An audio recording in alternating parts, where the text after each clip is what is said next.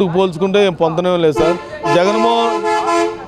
జగన్మోహన్ రెడ్డి రావట్లేదు అసెంబ్లీ కానీ వాళ్ళు రారు సార్.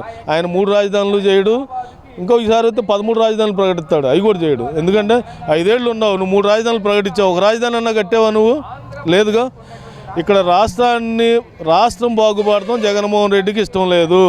రాష్ట్రాన్ని విచ్ఛిన్నం చేయటం, ఏదైనా సరే ప్రజలను నాశనం చేయటం తప్ప అతనికి లేదు.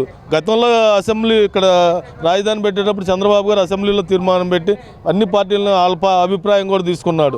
ఆ రోజు జగన్మోహన్ రెడ్డి గారు ఏమన్నారండి, రాష్ట్రం 23 జిల్లాల రాష్ట్రం 13 రాష్ట్రాలకు వచ్చింది, రాష్ట్రం చిన్నదైపోయింది కనుక ఎక్కడైనా భూమి తీసుకునే కాడ 30,000 ఎకరాలకు తక్కువ తీసుకోమాకండి, మీరు ఎక్కడ పెట్టినా మాకు ఆమోదమే, ఎస్ అని బాగానే మాట్లాడావు అసెంబ్లీలో.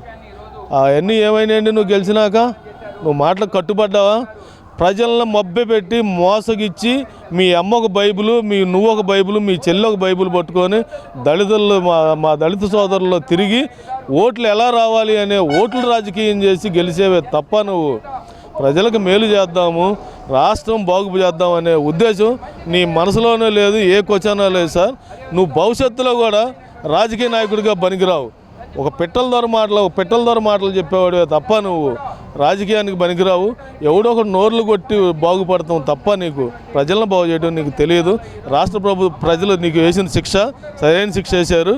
ఇంకా నువ్వు ఎక్కువ చేసి ఈ మీడియాల్లో అబద్ధాలు చెప్పి మీ సాక్షి మీడియాల్లో సాక్షి 1, 2, 3 అబద్ధాలు చెప్పి ప్రజలకు మళ్ళీ అబద్ధాలు చెబితే ఈసారి ఆ 11 కూడా ఉండవని హెచ్చరిస్తున్నాను.